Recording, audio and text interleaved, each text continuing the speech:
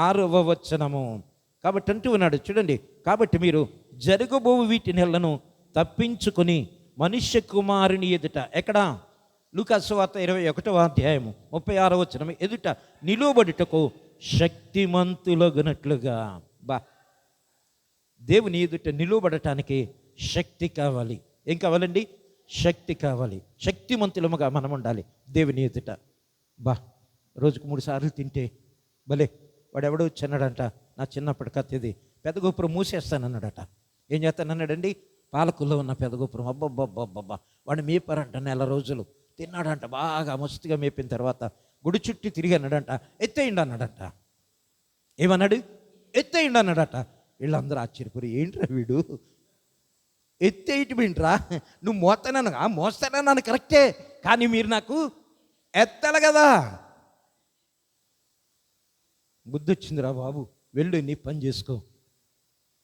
ఇలా ఉండకూడదు విశ్వాసి, ఇలా ఉండకూడదు విశ్వాసి. ఆయన ఎదుట మనము నిలువబడాలి అన్నట్లయితే ప్రియమైనటువంటి వాళ్ళరా, శక్తిమంతులగినట్లుగా ఏమన్నాడండి అంటే, వన్నేసి పుట్టుమరకలో చూపించాడు చూడు తల్లి, పాత్రులమని ఎంచుకోవాలట. నేను దేవుని ఎదుట నిలువబడటానికి పాత్రుడనా కానా? దేవుని ఎదుట నిలువబడటానికి పాత్రుడనా కానా? ఎంత అద్భుతం అండి. ఆలోచించవలసిన విషయం ఇదే. దినాల్లో సేవకులు ఆలోచించట్లా, పెద్దలైన వారు ఆలోచించట్లా. బయట తాగొచ్చేస్తాడు, వాక్యం చెప్పడానికి నిలువబడిపోతాడు. బయట తాగొచ్చేస్తాడు, పలహారం పంచిపెట్టడానికి సిద్ధపడిపోతాడు. బయట తాగొచ్చేస్తాడు, ముందు వరుసలో కూర్చుంటాడు, నేను పెద్దనని చెప్పి. వీరు దేనికి పాత్రలు? వీరు దేనికి పాత్రలు? ప్రియమైనటువంటి వాళ్ళరా, అందుకే నేను చెబుతూ ఉన్నటువంటి మాట, నిలువబడిట శక్తి గలవారు అగినట్లు ఎల్లప్పుడూ ప్రార్థన చేయొచ్చు, మెలకువగా ఉండాలి. ఎల్లప్పుడూ ప్రార్థన చేస్తూ మెలకువగా ఉండాలి. ప్రియమైనటువంటి సంగమా, వాక్యాన్ని ముగిస్తూ ఉన్నాను, సమయం అయిపోయింది. మనం ఏం చేయాలంటే మెలకువగా ఉండాలి, మెలకువగా ఉండాలి. ఇందులో ప్రధానమైనటువంటి పాత్ర మనం చేసేటువంటి క్రీస్తు రాకడ కొరకు ఏం చేస్తూ ఉండాలట? మెలకువగా ఉండాలి, గుర్తిస్తూ ఉండాలి. పరిశుద్ధ గ్రంథాన్ని చదువుతున్నారా? ఈ సంవత్సరంలో ఎవరు తొందరగా వస్తారని చూస్తున్నాను నేను. ఎవరు తొందరగా పరిశుద్ధ గ్రంథాన్ని పూర్తి చేసి, అంటే పూర్తి చేసినటువంటి వారు నేను మెలకువగా ఉండటానికి లేక పాత్రునిగా ఉండటానికి సిద్ధపడుతున్నాను. ఒక సిద్ధపాటు లేక సమయాన్ని పెంచుకున్నారా ప్రార్థనకు? ఎస్, ప్రార్థన నాకు శక్తినిస్తుంది కనుక నేను సమయాన్ని పెంచుకున్నాను. ఎస్, మీరు 7:30కు వచ్చేవారు, నాకు తెలుసు ఆ సంగతి. 8 గంటలకు కూడా వచ్చేవారు, ఆ సంగతి కూడా నాకు తెలుసు. నేను వేరే చోట ప్రార్థన ముగించి ఇక్కడికి వచ్చేవాడిని. కానీ ఎప్పుడు ఒకలా కాదు. ఇప్పుడు మనం మెలకువగా ఉన్నాం. బి అలర్ట్, యాక్టివ్గా ఉన్నాం. దేవుని వెంబడించడానికి ఉన్న సమయాన్ని వృధా చేయకుండా, దేవునిలో బలపరచబడటానికి దేవుడు మనల్ని శక్తిమంతులగునట్లుగా, అంటే సిద్ధపాటు కలిగినటువంటి వారుగా దేవుడు మనల్ని ఏర్పాటు చేస్తూ ఉన్నాడు. నేను ఎందుకని దేవుని సన్నిధిలో ఉండకూడదు అనేటువంటి నిరీక్షణ దేవుడు మనకు కలుగు చేస్తున్నాడు, విశ్వాసము. కాబట్టి మనం శక్తిమంతులుగా దేవుని సన్నిధికి పరుగున రావటానికి దేవుడు తన కృపనిస్తూ ఉన్నాడంటే, ప్రియమైనటువంటి దేవుని పిల్లరా, ఆలోచన చేయండి. మనందరము కూడా ఈ రాత్రి మరొకసారి ఈ 2026వ సంవత్సరంలో నోట్ చేసుకునే వాళ్ళు వాక్యాలు నోట్ చేసుకోవచ్చు. ఆయన రాకల్లో ఉన్నటువంటి 3వ విషయాన్ని ఇది నన్ను జ్ఞాపకం చేసుకున్నాం. 3వ విషయం, టైటిల్ అనగా ప్రధానమైనటువంటి అంశం ఏంటి అంటే, సంగమా సిద్ధపడు, ప్రభు వచ్చు వేళాయే. సంగమా సిద్ధపడు, ప్రభు వచ్చేటువంటి వేళ అయ్యింది. అయ్యో సిద్ధపడి నీకున్నది తీసుకురాని నిన్ను పిలవట్లా. నీవు సిద్ధపడు, ప్రభు వచ్చేటువంటి సమయము. నిన్ను గనక ఆయన ఒక విశ్వాసిగా చూస్తే ఆయనతో ఉంటావు.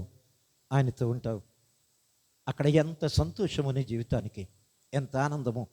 అక్కడ ఏడుపు ఉండదు, పండ్లు కొరుకుట ఉండదు, బాధపడటం ఉండదు. ప్రియమైనటువంటి వాళ్ళరా, ఆకలి ఉండదు, దప్పికుండదు, ఎవరి ఎడల ద్వేషం ఉండదు, అసూయ ఉండదు, కక్షలుండవు. మరి ఆ రీతిగా మనందరము సిద్ధపడి ప్రభు పిల్లలుగా ఉండటానికి ప్రభు తన కృప మనల్ని అందరినీ ఆయన రాకడ కొరకు సిద్ధపరచునుగాక. ఆమేన్. ప్రార్థించుకుందాం. ఎవరైనా సాక్ష్యం చెప్పేవాళ్ళు ఉన్నారా?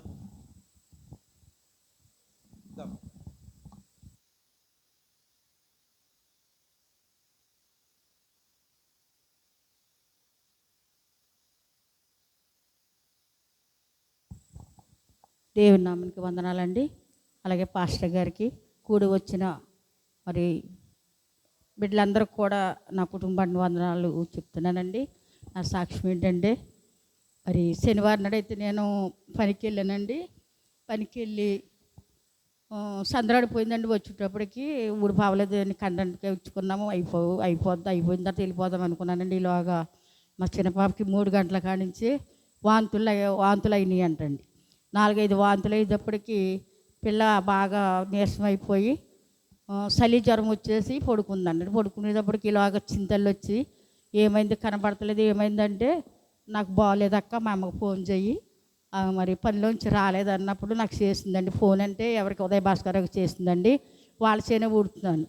ఆ చిన్నమ్మ చింతలకి సీరియస్గా ఉందంట, బాగోలేదంట, రా చిన్నమ్మ తీసుకెళ్ళిపోతాను అన్నదండి. సరే ఏమైందని ఇంకా ఊడ్చిదాన్ని గబగబ లేచి కాళ్ళు కూడా కడుక్కోలేదండి. ఇంకా అలాగే ఆ బాటలతోటి బట్టలతో వచ్చేసానండి. మా పనులు అయితే పాలకొల్లు వెళ్ళాడండి, ఇంటి దగ్గర లేడు. సరే వచ్చేటప్పటికి పిల్లడో పక్కన పిల్లడు ఏడుస్తూ ఉన్నాడు. ఈ పిల్లకైతే అసలు మనిషి మరి మాట్లాడితే అక్కడ ఓపిక లేదండి. అసలు నాకైతే చాలా భయం వేసింది. అప్పుడైతే హాస్పిటల్ తీసుకెళ్ళాలా ఏంటి అనేసి నేను ఆలోచించినప్పుడు ఎవరో లేరు. అప్పుడు ఎక్కడ నాకు కొంచెం ఐడియా వచ్చి ఎక్కడైతే ఇంటికాడ ఉన్నాడేమో అని వెంకటగాడికి ఫోన్ చేశానండి. ఎక్కడున్నా చిన్నంటే ఇంటికాడే ఉన్నానా నాయనమ్మ అన్నాడు. అయితే అక్కకు బాగోలేదురా, ఒకసారిరా హాస్పిటల్ తీసుకెళ్దామంటే సరే ఎక్కడ తీసుకెళ్దామన్నాడు. సరే హాస్పిటల్ కంటే డాక్టర్ అమ్మ గారు ఉంటారో ఉండరు అని అప్పుడు సందపర్ డాక్టర్ గారికి ఫోన్ చేశానండి. చేస్తే పాపకు బాగోలేదండి. అంటే తీసుకొచ్చే కుమార్ ఇప్పుడే వచ్చాను నేను కాకినాడ నుంచి, తీసుకురావు సార్ అన్నాడు. అప్పుడు ఇద్దరం కలిసి పడి మీద తీసుకెళ్ళామండి. తీసుకెళ్తే చలి, చాలా చలి అండి, విపరీతమైన చలి అనమాట పిల్లకి. పిల్లడేమో పక్కన నా దగ్గర ఉండలేదండి. సరేలేని అక్కడ తీసుకెళ్ళేటప్పటికి 2 ఇంజక్షన్లు చేసి మరి బిడలు ఇచ్చాడండి. సరే తీసుకొచ్చిన తర్వాత అన్నం పెట్టి అన్నాడు. అన్నం అయితే తినలేదండి ఆ పాప. నాకు పాలు కాసి అన్నది, పాలు కాసి ఇచ్చాను. బాగానే ఉందండి, బాగానే ఉందా నైటు. సరే నేను అనుకున్నా ఆదివారం కదా ప్రార్థనకి తీసుకెళ్ళి అప్పుడు మధ్యాహ్నం నుంచి తీసుకెళ్ళొద్దాంలే, హాస్పిటల్కి తీసుకెళ్ళి ఒకసారి చూపిద్దామని అనుకున్నానండి. అయితే నేను పొద్దుటే లేచిపోయానండి. ఆదివారం కదని పొద్దున్నే లేచిపోయి మరి స్నానం చేయాలి కదండి, పొయ్యి అంటించేటప్పటికి ఈ పిల్లకి అప్పటికప్పుడే లేచిపోయి మరి వాంతులు విపరీతమైన వాంతులు మళ్ళీ లంకించుకున్నాయండి. ఇదేంటి అయినా విపరీత వాంతులు, రాత్రి బాగానే ఉంది అని ఇంకా పిల్లోడు అన్నాను, నాన్న చెల్లికైతే బాగాలేదు కదా మరి హాస్పిటల్ తీసుకెళ్ళిపోదాము అనేసి అనుకున్నామండి. పిల్ల కూర్చుని వాంతులు చేసుకోవడంతో లోన శిశువు అయితే కదిలిక లేదంటండి. లోన అమ్మ నాకు ఏదో కింద ఉంది, భయం వేస్తుంది, నాకు కదిలిక లేదు శిశువు లోన మరి అనేసి అన్నప్పుడు నాకు చాలా భయం వేసింది. అప్పుడు వెంటనే రాజుగారికి నాకు ఒకటే అనుకున్నాను, దేవునందు నమ్మకించితే మనకి ఏదైనా సాధ్యమే కదా అనుకుని రాజుగారికి ఫోన్ చేసి, బాబా పిల్లకైతే బాగాలేదు, మరి పాస్టర్ గారిని ఒకసారి తీసుకురా బాబు, నేను హాస్పిటల్కి తీసుకెళ్దాం అనుకుంటానంటే సరే చిన్నమ్మ పాస్టర్ గారు ప్రార్థన చేసి వస్తారులే అనేసి అన్నప్పుడు మరి రాజుగారు పాస్టర్ గారిని తీసుకొచ్చి ప్రార్థన చేసి వెంటనే తీసుకెళ్ళిపోయామండి. అప్పుడు కూడా లోన శిశువు కదిలికలేదండి పాపకి. ఆ పిల్లకైతే కొంచెం ఆవేశము వాంతులు అయితే విపరీతమైన వాంతుల మీద ఆవేశం వచ్చేసిందండి. అప్పుడు వెంటనే తీసుకెళ్ళేటప్పటికి డాక్టర్ అమ్మ గారు లేరు. లేకపోతే అప్పుడు వెంటనే ఫోన్ చేశారండి నర్సు గారు. ఫోన్ చేస్తే అప్పుడు అయితే నేను వస్తున్నానులే, వాట్సాప్లో పెడుతున్నాను, వెంటనే సెలన్ పెట్టండి అని సెలన్ పెట్టిందండి. సెలన్లో అలాగే పెట్టి మందులు ఎక్కించిందండి. మందులు ఎక్కించిన తర్వాత వెంటనే 10 గంటలకి వచ్చిందండి డాక్టర్ అమ్మ గారు. వచ్చి వెంటనే మళ్ళీ టెస్టులు చేసిందండి, బ్లడ్ పరీక్ష, నీరు పరీక్ష, స్కానింగ్ రాస్తుందండి. మళ్ళీ అవన్నీ తీయించిన తర్వాత మరి సెలన్ అంటే అంటున్నాడు 5 సెలన్లు ఎక్కినాయి అంటే సెలన్ ఎక్కిన తర్వాత కూడా మరి పిల్ల అయితే కొంచెం పర్వాలేదు, బాగానే ఉంది. ఈలోగా మరి డాక్టర్ అమ్మ గారి కూతురికి 24 గంటల నొప్పి వచ్చిందండి. ఆవిడకి కూడా చాలా భయం వేసి మరి కుమారి నేనైతే మరి పాపని విజయవాడ తీసుకెళ్ళిపోతున్నాను, పాపకు బాగాలేదు, మరి స్వప్నకైతే బాగానే ఉంది, టెస్టులు వచ్చిన తర్వాత ఏ విషయం నేను చెప్తానని ఆవిడ విజయవాడ తీసుకెళ్ళిపోయిందండి వాళ్ళ పాపని. ఈలోగా నర్సులకు ఫోన్ చేస్తుందండి, మరి నర్సులు ఫోన్ చేసి వాట్సాప్లో ఏ మందులు వేయాలి అవన్నీ పెట్టి చేసిందండి పాప. మరి దేవుని కృపను బట్టి నేనైతే ఒకటి అనుకున్నాను, దేవా మరి నేను నమ్ముకున్నాక అయ్యా నువ్వు ఎప్పుడు కూడా విడిచిపెట్టే దేవుడు కాదు. మరి బిడ్డ గర్భఫలం ఇచ్చావు, ముందు మరి క్షేమంగా ఉంచావు, రెండో గర్భఫలం తెరిచావు, అది నీ చిత్తం నాయన. మరి బిడ్డ క్షేమంగా మళ్ళీ తిరిగి నేను గృహం చేరు నీ కాపుదల దయచేయండి అని ఓకే నేను మోకాళ్ళు ప్రార్థన చేసుకున్నానండి. మరి దేవుని కృపను బట్టి బిడ్డకి చాలా మరి ఆరోగ్యం, సంపూర్ణ ఆరోగ్యం ఇచ్చాడండి. మరి పెద్ద పాస్టర్ గారు కూడా మరి వచ్చి ప్రార్థన చేశారు. మరి దేవుని కృప ఏంటంటే మరి మనకి చేసిన మేలు కంటికి కనపడే హృదయానికి కూడా గోచరం కావండి. అంత విధంగా దేవుడు మాకు సహాయం చేశాడండి. మరి దేవునికి కూడా ఎంతో మేము రుణపడి ఉన్నాం. మా కుటుంబం పట్ల ఎన్నో కార్యాలు, ఎన్ని శ్రమలు వచ్చినప్పటికైనా అన్ని మేలులు అనుభవించామండి మా కుటుంబంలో. మరి మా చిన్న సాక్ష్యం దేవుడు దించిన కాక మరి స్వప్న గురించి ప్రార్థన చేయండి. మరి నా కుమారుల విషయంలో కూడా మరి ప్రార్థన చేయండి. మీ అందిన ప్రార్థనలు ఒకసారి మీరు జ్ఞాపకం చేసుకోవాలని మరి మీ అందరికి కూడా మరి వందనాలు చెల్లించుకుంటూ చిన్న సాక్ష్యం దేవుడు దీవించండి.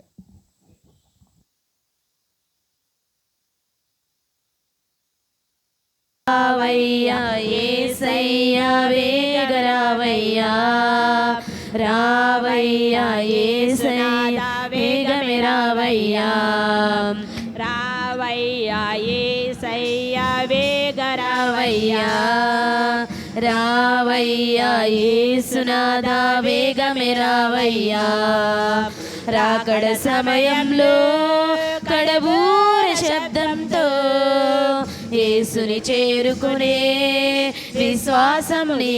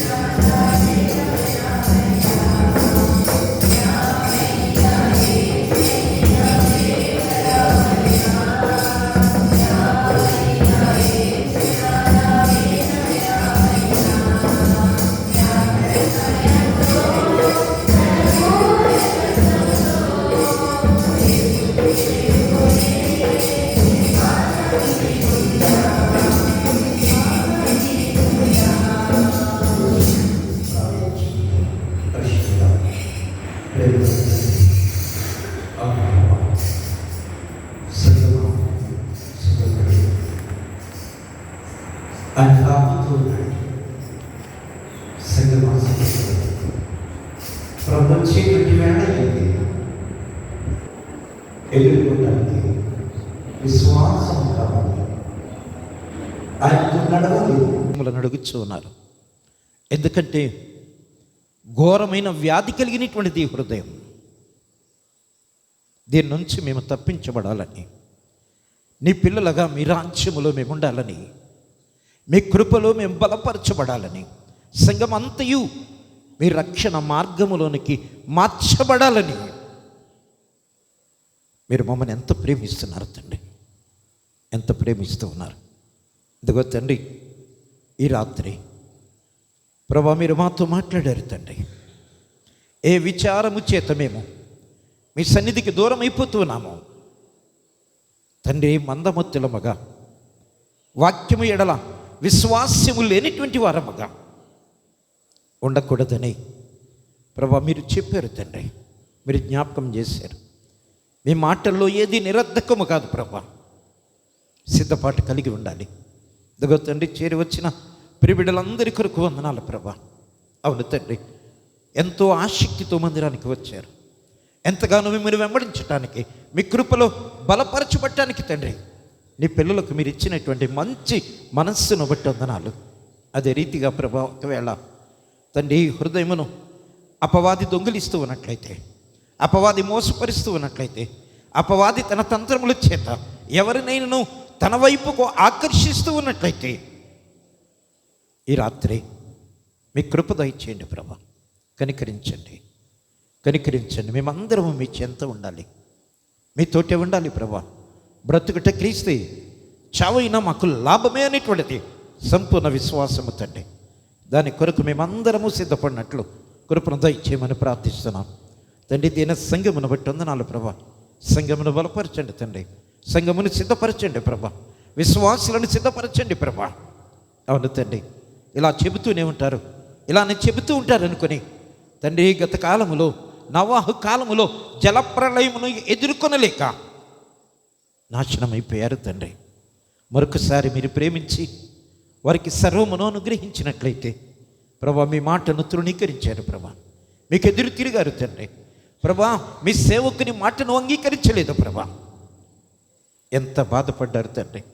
ఆకాశముతో మీరు మాట్లాడారు, భూమితో మీరు మాట్లాడారు ప్రభా. ఎందుకంటే నా మాట ప్రకారముగా సమస్తమును మీరు కొనసాగిస్తున్నారు, కానీ నా రూపములో నేను నిర్మించుకున్నటువంటి నా పిల్లలు నా మాట వినటం లేదని ఎంత ఆవేదన వ్యక్తపరిచారు తండ్రి. ప్రభా, దినాలు అపవాది వారిని మోసపరిచింది. ఇదిగో మేము అపవాది వేసేటువంటి ఎటువంటి తంత్రములకు లోను కాకుండానట్లు కృపను దయచేయమని ప్రార్థిస్తున్నాం తండ్రి. రాత్రి వేళ న్యాయమైన ఆటంకముల చేత రాలేకపోయిన బిడ్డలను బట్టి మీకు వందనాలు చెల్లించుకుంటూ ఉన్నాను. ఒకసారి ప్రభా, మీ దర్శన భాగ్యం వారికి ఇవ్వండి తండ్రి. నేను ప్రభుతో గడపాలి, నేను ప్రభుతో జీవించాలి, ప్రభుతో నడవాలి, ప్రభు సన్నిధిలో నేను ఉండాలి. బ్రతికినట్లయితే ఆయనతో ఉండాలి, చనిపోయినా ఆయనతోటే నేను ఉండాలి, ఆయనతో రావాలి ప్రభా. ఇటువంటి నిరీక్షణ సంఘం అంతటికీ దయచేయమని ప్రార్థిస్తున్నాం.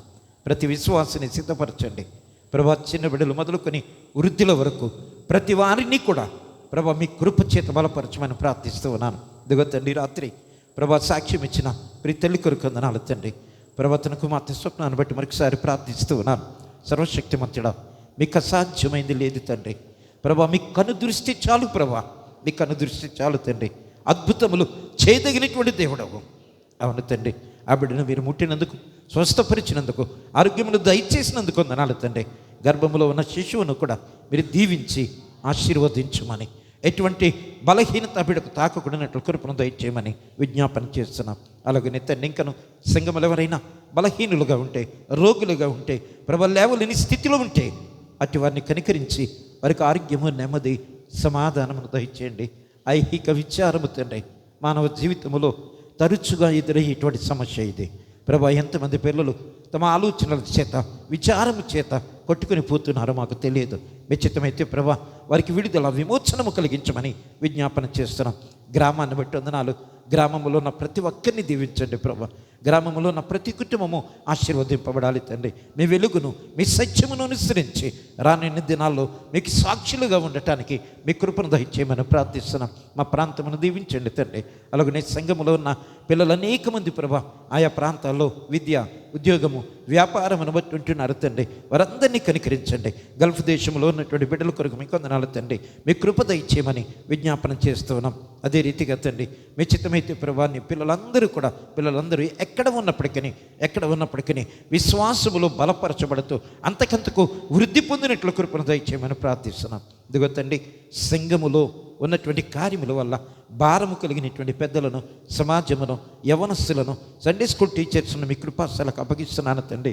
సంఘ పరిచర్యలు వీరందరూ కూడా చక్కని సహకారం అందిస్తూ సంఘ పురోభివృద్ధి కొరకు తమను తాము తండ్రి నడుము కట్టుకొని సిద్ధపడినట్లుగా కృపను దయచేయమని ప్రార్థిస్తూ ఈ రాత్రి ఇదిగో తండ్రి చేరి వచ్చి నీ పిరిబిడలమైన మేమందరమును తిరిగి మా గృహాలకు వెళుతుండగా మీ కాపుదల భద్రత ఇచ్చి మంచి నిద్రను పొందుకొని వేకువని లేచి మరొకసారి తమను ప్రార్థించేటువంటి ధన్యత మా జీవితంలో మీరు అనుగ్రహిస్తారని మీ కృపాస్థలకు మమ్మల్ని అందరినీ అప్పగించుకుంటూ ఎత్తబడిన కానుకలు సంఘ పరిచర్యలో వాడబడినట్లు కూడా మీ కృపను దయచేయమని మరొకసారి విజ్ఞాపన చేస్తూ నీతోనూ పరిశుద్ధాత్మతోనూ సదాయిక దేవుడై యుగయుగములు జీవించుచు పరిపాలించుచునుండు నీ కుమారుడును మా ప్రభునైన యేసుక్రీస్తు పుణ్య పరిశుద్ధ నామములో మిక్కిలి వినయముతో బ్రతిమాలి వేడుకొనుచు నాము తండ్రి.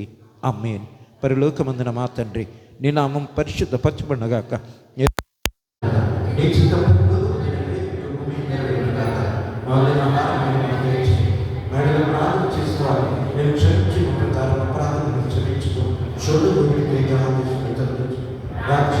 శక్తి మహిమ నిరంతరం ఎప్పుడు మన తండ్రి కృప ప్రవేశిస్తూ ప్రేమ పరిశుద్ధాత్మ యొక్క అన్ని సహవాసము సమాధానము దీవెన జయించిన మనందరికీ ఆయన ఆరాధిస్తున్నటువంటి సర్వలోకములకు